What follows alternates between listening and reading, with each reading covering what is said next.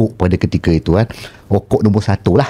Sebab rokok masa tu belum lagi diharamkan dari segi mengiklankan promosi. Saya balik ke hotel tu, bos dah tunggu. Kau gimana? Anda sedang mendengarkan podcast Isi Minyak Lu by Transmatic Automotive.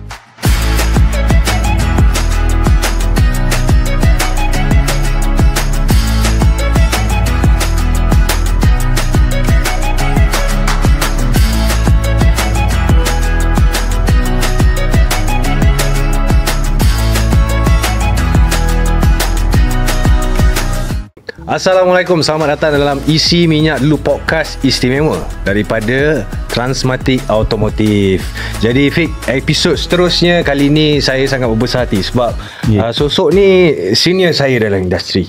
Saya penuh hormat pada dia. Dia pun banyak bagi guideline, membimbing dan beri kata-kata untuk saya bawa diri dalam industri. Jadi saya berbesar hati kepada semua untuk memperkenalkan Abang Isma Daniel. Selamat datang bang. Assalamualaikum. Terima kasih bang datang bang. Alhamdulillah, teruja saya dengar tadi bila saudara Lekman beritahu kan dia mendolarkan saya. Terus saya nervous. Thank you so much bang, luangkan masa. Sama-sama. Dia faham pun lagi nak terus balik kampung lagi kan. Alhamdulillah dapat juga selit kita kan. Sebenarnya dah berapa kali bang kita try? Ada dalam 2 kali rasa. 2-3 kali juga. 2 kali tak dapat. Alhamdulillah. Kali ketiga alhamdulillah ada rezeki. Biasalah kalau pelakon ni dia punya cabarannya adalah tarikh sebenarnya. Sebabnya tarikh tu agak limited gambar kan. Jadi itulah akhirnya kita dapat bawa juga Abang Isma Daniel kat sini untuk berkongsi bukan saja dunia lakonan, tetapi berkongsi juga apa saja pengalaman yang abang pernah lalu, apa saja rencah-rencah dalam industri dan juga kesihatan. Kesihatan ni kena sentuh topik kan. Yes. Seperti yang sedia maklum juga, kita punya podcast bang, walaupun nama Isi Minyak dulu, tapi tak ada kena-mengena dengan minyak langsung. Okey. Harga minyak pun tak ada kena-mengena. Tak ada kena-mengena. Walaupun minyak dah turun ke, tak ada kena-mengena. Itu hanyalah orang kata tu gambaran kepada ilmu. Minyak tu kita nak suruh isi ilmu dulu dengan kita kan. Sebab dalam masa yang sama pun kita nak cedok ilmu daripada abang ini. So Lokman bagi tagline sekali. Tagline kita apa? Saya dah buka. Afiq kena bagi. Saya juga kena bagi. Kena. Tak apa, okey.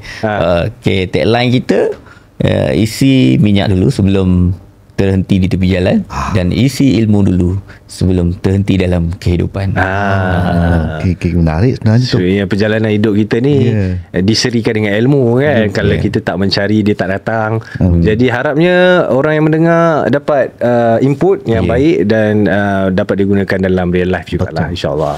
Ilmu bukan bilik kita, milik dia. Jadi kita diamanahkan untuk berkongsi dengan pada umat-umatnya. InsyaAllah. Baik bang, untuk kita mukadimah lah kan. Abang berapa lama dah bang orang kenali abang sebagai seorang pelakon, tapi abang lebih daripada itu. Jadi abang boleh kongsikan sedikit apa yang orang tak tahu juga. Okey, saya masuk dalam bidang ni bermula sebagai orang kata kerja hotel dekat KL. Orang Perak datang pada kampung lepas PM, teruja tengok bandar kan. Mula kan saya punya life, saya start kerja pasar di Keramat. Masa tu rock tengah popular lah, tahun 90 kan, sama Awi yang semua tengah buat Battle of the Band. So kita pada ketika tu samalah rock, rambut panjang, seluar bogat apa semua, meeting lepak ke daya bumi, naik bas mini pada ketika tu. Okay. Dan saya rasa ini kehidupan saya nak bermula sebab daripada kampung masuk town, masuk Kuala Lumpur dengan lagu Alley Cat-nya apa semua kan. So those days memang orang kata tak ada phone, tak ada media sosial. So kerja, makan hari gaji, kerja pasar, dapat gaji, dapat duit, pergi town, lepak daya bumi, lepak satu market. Masa tu lah ramai lah orang muda ketika itu mencuba diri untuk jadi band boy. Okay. Zaman tu album ada lagi. Okay. Zaman sekarang tak ada kan. Jadi semua mencuba diri supaya dipancing syarikat-syarikat rakaman untuk menjadi band boy ataupun artis mereka. Pony Kenya lah, BMG kan apa semualah. Okay. Sebab itu income. Bila dapat je tawaran tu, dia akan dapat down payment. Okay, itu kejaya. Tapi saya jumpalah cuba menyanyi, pergi jamming, macam tengok filem rock kan. Sama lebih kurang. Begitu. Tak dapat.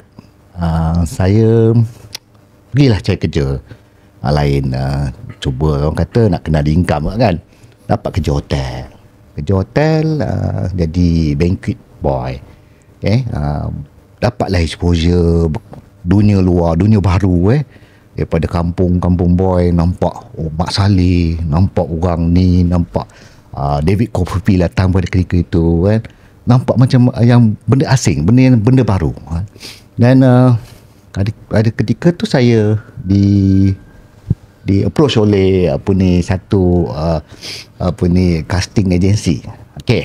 Dekat hotel tu? Kita berjumpa ramai orang. So pada era time itu, semua iklan kena buat local version. Okey, tak boleh luar punya iklan tayang kat TV.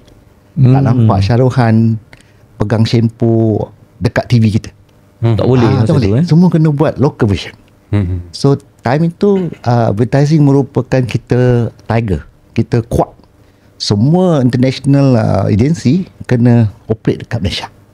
Aku Hodo lah, Hapo lah, semua. Sebab dia orang kena shooting versionnya, lokalnya version untuk TV Malaysia. ATM lah ketika masa tu. Okay, ATM, TV3 baru start. Jadi dia orang kena cari bakat banyak. Kena cari bakat untuk jadikan model produk-produk yang datang daripada luar ni. Sebab kita tak ada lagi barang-barang lokal macam itu kan. So semua daripada luar, shampoo ke apa ke saja, Wokok pada ketika itu kan. Wokok nombor 1 lah. Sebab Wokok masa tu belum lagi diharamkan dari segi mengiklankan promosi. Wokok ketika itu menaja bola sepak. Okay, downhill betul. Malaysia, Piala Malaysia downhill. Konsert semua Wokok. Okay, nombor 1. Jadi Wokok ni merupakan satu brand yang utama. Sebab dia membayar mahal pada produksi macam sekarang ni, podcast ni. So sponsor dia Wokok. Okay, jadi dia orang kena dapatkan model-model yang hebat-hebat supaya produk-produk tu laris. Okay, untuk nak samakan yang international punya model. Okay, so dia orang panggil casting, saya dipilih, diminta untuk datang casting. Kita pun pergilah casting, apa semua, tak pernah tahu benda tu kan. Belajar pada orang lain. Pada ketika tu Edika Yusof, senior-senior saya dah mula masuk. Dia dengan Kingsway dia. Okay, dengan semua orang bercakap pasal iklan rokok is satu orang kata iklan yang kena untuk lelaki. Kalau shampoo kena untuk perempuan. Ni dua produk yang orang kata nombor 1. Kalau perempuan mesti shampoo. Kalau lelaki kena rokok. Okay. Saya pergi audition, saya dipanggil. Okay, untuk pergi audition dapat. Saya masa tu kerja. Macam mana nak saya dah kerja masa tu, saya dah naik pangkat lah. Saya kerja minibar. Minibar ni kerja ni adalah you check every minibar dalam bilik hotel. Okay, dalam bilik hotel, kalau masuk hotel tu ada satu peti air kecil kan. Dalam tu ada isi minuman kan. So saya punya kerja ketika tu, saya kena check satu-satu apa semua ada. Dia punya inventory lah, apa yang kurang kena refill apa semua. So saya dalam tu case shift, saya seorang saja pada shift tu. Tak boleh lari lah. Tapi saya kena pergi keluar ni nak buat fitting. Nak buat casting, nak klien nak tengok saya berpasangan dengan saya punya pasangan iklan tu. Nak cakap dengan bos pergi buat benda ni memang tak lepas lah kan. Jadi saya ni nak keluar, curi keluar buat apa semua, pergi kat tempat tu, dekat meeting production tu. Saya pakai baju matching dengan saya punya pasangan apa semua ni, dipilih. Masa tu iklan tu adalah Salem High Country, pokok lah. So dapat, excited So dah habis buat benda semua tu, saya balik ke hotel tu. Bos dah tunggu. Kau gimana? Masa Kantor dia tarik saya bawa ke bos besar. Saya diminta berhenti lah. Okay, saya pun fikir kali inilah saya punya perjalanan hidup. Saya terima sebab dah dapat job kan. Kalau dapat job ke komersial tu, saya pun pergi tinggalkan hotel Lime tu dalam 3 lebih kurang 2 tahun jugalah saya kat situ. Bermulalah kerjaya saya sebagai model. Bermulalah saya mengenal kamera, macam mana posing, macam mana nak menghiaskan diri. Dan masuklah saya dalam dunia glamour pada ketika itu And setiap model ada brand-brand marka masing-masing. Macam arwah Rizwan Hashim, Benson. Macam Azhar Sulaiman, Peter Stuyvesant, Rashidi, Peter Stuyvesant. So Amamu Ali Basar Dahil, saya Salem. So dia ada dia punya brand signature dia sendiri. Okay, bila dah ada nama kat situ, mulalah saya dipanggil untuk audition ataupun masuk majalah. Okay, sebab glamour Masa ketika tu dia banyakkan selebriti dia ambil daripada modeling TVC. Okay, masuk dalam majalah ketika itu remaja. Panggil ni hasil cover, posing-posing, cerita pasal dia, siapa dia, kita apa semua everything. So by year end cukup setahun, dia orang beritahu saya dia orang nak pertandingkan semua cover-cover boy ni. Okay. Okey, ada pertandingan tu bang. Inilah hero remaja yang pertama. Saya kena cerita ni semua sebab itulah permulaan karier saya. Okay, how that hero remaja started. Tahun 90-91. Okay, dia panggil semua yang cover-cover tu, maksudnya Fazal Hussein ada, Edika Yusof ada, ramai semua yang ada yang pernah menghiasi cover-cover majalah remaja pada ketika itu. Masa itu yang paling glamour adalah Dewi Remaja. Hero remaja ni tak glamour. Okay, orang banyak tengok Dewi sebab orang Melayu tak boleh masuk beauty pageant. Dia tak boleh masuk Miss Malaysia so banyak cenderung kepada Dewi Remaja lah. Okay. Jadi bila dah masuk tu, dia orang tahu saya bertanding, baik undian, maknanya pembaca kena hantar kertas undian mereka untuk memilih siapakah pemenang. Okay. Cara manual kena beli majalah, lepas tu isi borang, hantar. Zaman tu masih lagi kita perlu pakai postcard apa semualah. Belum ada lagi cara-cara pakai phone ni kan, cara manual Jadi diundi-undi, saya menang, jadi hero remaja yang pertama. Nombor 2 Badrul Mahir arwah. Nombor 3 Azhar Sulaiman. Okay. Bila saya dah masuk di menang tu, tawaran berlakon pun masuk. Dapat tawaran filem pertama saya masa ketika itu adalah Interlude bersama dengan Azhar Sulaiman. Apa tajuk dia bang? Sorry. Interlude. Yes. Syuting kat USM Penang. Okay. Masa tu sangat-sangat teruja sebab kita ni umpama kalau you tengok Beatles, Elvis turun kan, dia kena serbu ataupun penyanyi Korea bila turun airport tu sebelum masa ketika itu saya rasa macam tu. Dia punya hype tu memang you are superstar. Tambah-tambah you shooting dekat Penang, masa tu ada USN, Amang Nama Universiti apa semua, you orang rasa hype tu sebab selebritis ni pada ketika tu tak ramai. Sangat tak ramai, very limited. Dia transisi daripada zaman filem ke TVC sebab TVC ni muka you selalu kat TV. Jadi orang nampak, you kenal orang ni. Dia bukan maksudnya you famous pada ketika tu lah. Sebab TV akan repeat gambar you pegang apa ke, rokok ke apa semua. 24 sepanjang TV tayang ada yang muka you. So you sangat famous pada ketika tu. So hype tu memang dapat lah. Orang kejar you nak ambil autograf semua, tak ada phone masa tu kan. Nak ambil gambar semua, autograf sangat berfungsi lah. So saya rasa dia punya fame tu pada ketika tu. Okay. Dan bermulalah kerjaya saya sebagai pelakon sampai ke hari ni. Itulah dia sikit sebanyak pasal pelakon saja ni. Pada yang tak tahu, Abang Ismail ni juga merupakan seorang aktivis, pengarah dan sekarang ni lebih fokus kepada apa yang syariah compliant abang buat tu? Oh, ya, okey. Membuat orang kata polusi Okey. Bila saya dah berlakon lama, kerjaya lakonan ni kita belajar tak ada universiti, kita tak ada tempat yang khusus untuk kita belajar bidang perfilman ni ataupun lakonan TV dan sebagainya. Pada yang saya cerita tadi, bermula tadi, zaman tu zaman filem tau, 35mm. Okey. TV ni belum mula lagi, tak ada irama episod. Sekian lama lepas tu baru TV3 keluar, ada wujud. Drama pada ketika itu, lokal drama, hanya ada panggung ANTM dengan Cekerama di TV3. Hanya 2 TV station saja. Okey. Yang lain semua cerita import. Tak ada cerita lokal. Dia tak ada drama series pada ketika tu. Transaksi daripada 35mm kepada TV. Okay?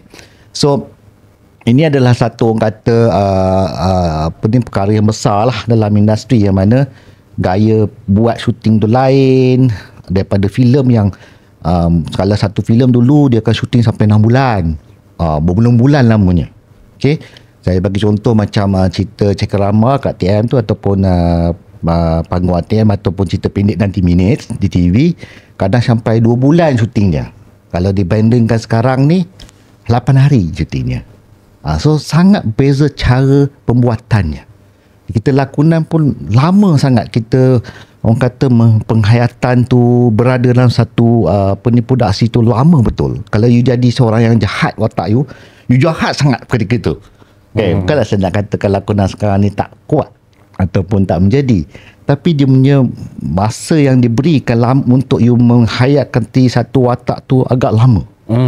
Dia akan mold satu watak tu sampai orang melekat pada penonton you siapa. Ini kalau tak bagi contoh P. Ramlee. P. Ramlee dia dah mana ada pelakon-pelakon. Saleh Kamil. Memang dia keluar dari pintu dia jahat. Automatik orang nampak dia jahat. Dia tak buka mulut lagi pun orang kata dah jahat. Okay? Sebab watak yang dimainkan semua watak-watak villains watak-watak yang bertentangan dengan watak-watak hero, halangan kepada hero. That's villain ataupun antagonis. Yang hero adalah protagonis. Maknanya watak-watak yang menghalang penonton untuk apa yang dia buat dalam cerita itu. Watak yang menjadi penghalang untuk hero untuk berjaya dalam kehidupan, dalam penciptaan satu penciptaan. Jadi orang kenal lah, nampak okey, kalau watak jahat gini, dia ni mesti tak jadilah hero nak buat. So penciptaan tu akan menjadi satu orang kata psychological punya instrument pada penonton daripada era saya 90-an yang saya mula sampai ke sekarang. So tentulah dia punya peradaban, civilization kita makin lama makin berubah. Dulu tak ada handphone, daripada 1G sampai sekarang dah 5G kan. Betapa perkara ni tentu ada evolusinya dari segi industri. Kalau dulu kamera besar, kamera kalau filem tu kan nampak dah, angkat pun berat, tripod dia besar. Lepas tu bila saya syuting, makin lama kamera makin kecil, sampai investor, aku bayar berjuta-juta kau pakai kamera kecil je kan? Satu benda yang kita nak kena yakin kepada pelabur, that camera is just a medium, bukan kata satu faktor yang menentukan satu kejayaan. Sebenarnya yang menentukan satu cerita tu sendiri, apa yang nak cuba persembahkan, dan benda proses tu menjadi daripada kamera kedabak, daripada komputer besar, sekarang komputer you dah boleh bawa mana-mana betul kan. Dulu PC besar apa semua. So semua ni ada dia punya tempoh evolusi dia. Saya daripada seorang pelakon, bila saya menempuh keadaan itu, saya belajar. Maksudnya saya timbul sebagai satu ilmu yang menampakkan saya cenderung kepada penerbitan. Dulu saya pernah mengarah filem Zaitun Sayon, iaitu Zaitun Ceritaku, biografi. Saya juga terlibat sebagai producers dan produce few project. Salah satu contohnya Dilarang Masuk, dan Upin Ipin punya club, Upin Ipin semua. Pada ketika tu saya satu time dengan pengarah Ejin Ali ni, Uzama sebelah office saya.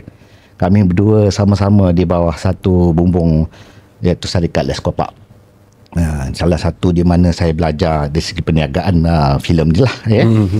Exposure saya daripada dunia hotel ke industri production. So from there saya pun mula start menjelajah, pergi expo filem, pergi exhibition, pergi festival. Terbaru last year saya pergi ke Russia, Kazan International Film Festival, yang dikenali sebagai Center of Islamic Product untuk forums. Ada 40 country berkumpul di situ.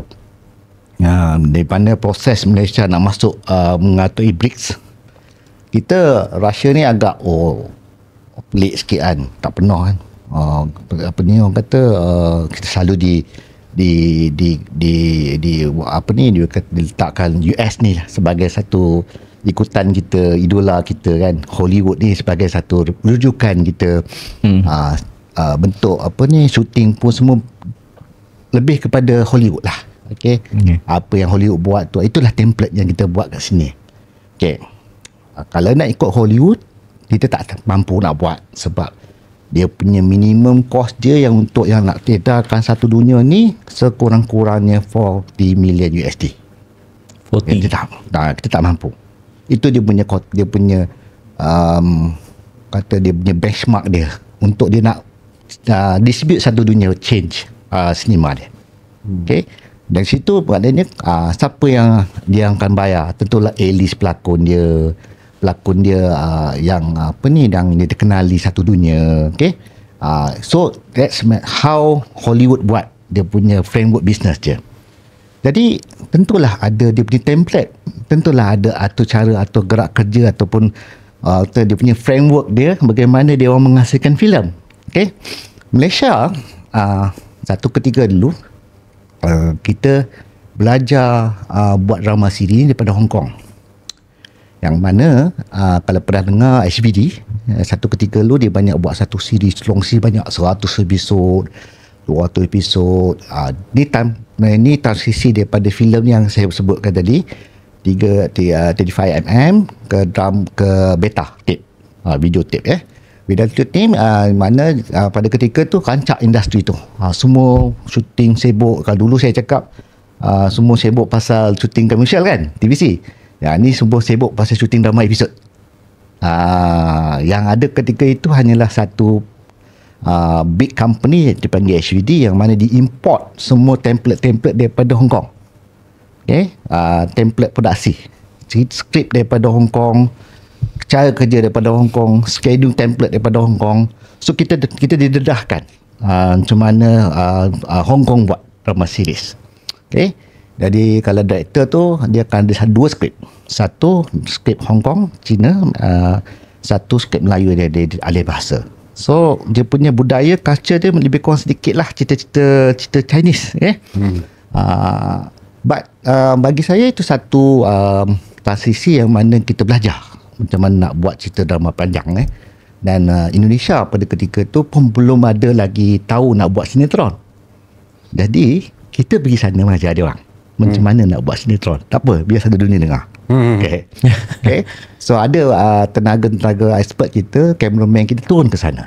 Sebab ketika itu Indonesia dia orang punya industri macam collapse. Dia orang tak ada transaksi yang saya cakap tadi. Daripada filem ke beta tape. Dulu kita daripada 35 tu ada masuknya transaksi beta ni. So mana ada orang memperkenalkan, beritahu macam mana nak buat syuting pakai beta tape ni. Dan kita kongsi kita tahu ni, ilmu kita ni kepada rakan kita di Indonesia. Daripada mula situlah dia orang mula belajar, dan dia orang punya industri dia orang grow sampai sekarang. Dia orang lagi laju daripada kita sebab rakyat yang ramai kan. Dia dipanggil sinetron. Sinetron. Yes, drama-drama panjang semua. So apa yang saya cuba beritahu, dia adalah dua jenis modul yang berbeza. Filem dengan drama TV lain. Maknanya gerak kerja dia punya modul bisnes lain. Bila tadi Hafiz kata pasal patuh syariah semua kan. Di situlah saya nampak perlunya ada satu orang kata satu Guideline. template ataupun standard ataupun orang kata modul ataupun dia punya cara atur kerja dia. Kalau nak buat shooting bagaimana? Apakah yang perlu dibuat? Apa yang perlu dilaksanakan? Bagi contohnya sebagai production kalau seorang tu dia buat tugas konti dia mencatatkan apa yang berlaku shooting. Satu ni okey pakaian lelaki ni gini dia down tiba-tiba dia sakit, dia tak datang kerja keesokan harinya. Jadi apa yang perlu dibuat untuk pengganti dia? Kalau tak ada standard ataupun dia punya template dia, tentu dah dia akan mencari-cari ataupun kena buat balik semua all over again, dan dia akan ambil masa yang panjang. Tapi kalau ada dia punya guideline ataupun dia punya standard ataupun template-nya, pengganti dia akan ambil dengan lebih teratur dan dia punya sistem lebih mudah. Jadi production boleh menjalani penggambaran dengan lebih lancar. So kita kena ada benda tu. Okay? Faham. Itu adalah macam guideline lah. Guideline yang macam syariah compliance. Betul. Yang diinspirasikan daripada lepas abang melawat ke Kazan. Betul? Sebenarnya daripada MIHAS lagi. Masa MIHAS ni adalah Malaysia International Halal Showcase yang delegates luar datang ke sini nak tanya kita, ada tak kita template visual. Dia panggil halal visual, which is memang tak mungkin ada lah. Tapi dia minta kita satu bentuk cara kita buat shooting. Sebab ramai yang mengagumi Malaysia ni sebenarnya. Dengan negara Afrika, dengan negara central Asia. Malaysia ni dah sangat-sangat famous. Orang suka kita. Cara kita punya kehidupan, cara kita berpakaian, Islam yang agak moderate. So kita tak macam ekstremis. Negara kita sangat aman, kita punya ekonomi agak stabil, tak ada rusuhan dan sebagainya. Sampai ramai kita punya mendolarkan negara kita. Okay? Jadi bila dia tengok, dia nak tahu macam mana kita punya kehidupan. Macam mana kita makan, macam mana kita berinteraksi, macam mana keluarga kita. Bagaimana nak tahu benda ni? Dia tengok pada TV kita. Cerita-cerita kita.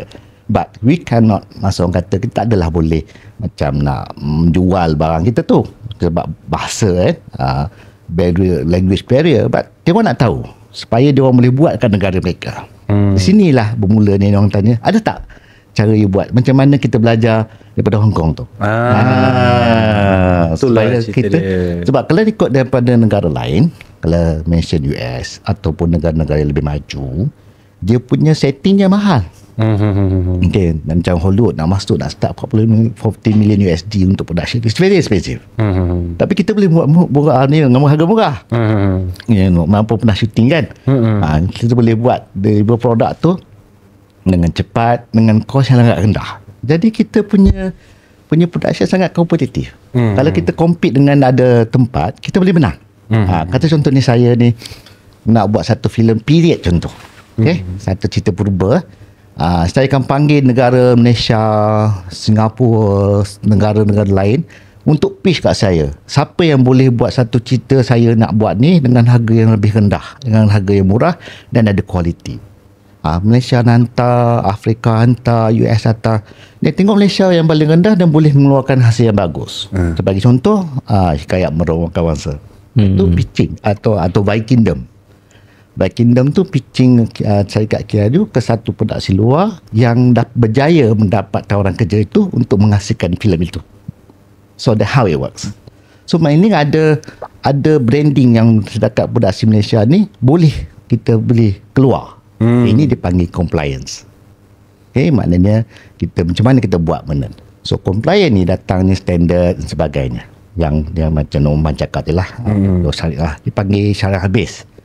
Sebab ada unsur-unsur makasid. Bila UN bersidang yang, kalau UN dipanggil SDG, Sustainable Development Goal. Dia kena ada faktor-faktor protect earth, environmental, ESG dan sebagainya. Tapi kalau dalam konteks Islamik dia panggil makasid. Menjaga nyawa, menjaga harta, menjaga bumi, kerja sebagainya. So syarikat perlu ada this kind of standard ataupun ISO. Kalau comply international lah. Kalau Malaysia ni halal lah. Halal JAKIM MS1500. Kalau kita pergi kedai makan tu, dia ada nampak situ halal. Dia tulis tu kod dia MS1500. Itu maknanya si syarikat ni dia praktiskan standard untuk untuk syarikat yang mengeluarkan produk halal, supaya pelanggan ni lebih yakin yang produk-produk dihatilah oleh badan berkuasa di Malaysia yang dia dah diaudit dan dia punya kebersihan dan penyajian tu adalah berdasarkan syariah. Okey, itu kalau makanan. Tapi kalau bidang-bidang yang mengulapkan makanan, macam kita ni, kita dipanggil operasi, services. Dia taklah menyentuh pada benda makan. Dia lebih kepada pengurusannya. Pengurusan contohnya, syarikat ni pekerja dia berapa ramai. Berapa ramai yang bekerja dia mencarut. Ada tak surau dekat di masjid dia. Macam saya pergi tadi, alhamdulillah ada surau. Itu mempraktiskan budaya Islami dalam suasana tempat kerja dia. That's standards. Untuk kita pergi keluar, pergi Vietnam kata contohnya, ataupun negara third world, kita tahu kalau you nak buat syarikat yang berpandukan syariah ni, dia panggil MS1900 ni, industri kreatif. Ini dia template dia. Ini yang awak kena ada, supaya awak boleh mempraktiskan dan dia boleh diyakini oleh you punya pembeli ataupun pelanggan you. Itu tujuan utama dia. Di samping kita jugalah beribadah. Itulah sedikit sebanyak kan, agak teknikal sikit, tapi basically kita faham yang sekarang Abang Ismadin ni bukan saja seorang pengarah dan seorang pelakon, producer, juga tengah menstrukturkan satu polisi yang baik untuk apa kata tu, keberadaan industri di masa hadapan. Anda sedang mendengarkan podcast Isi Minyak Lu by Transmatic Automotive.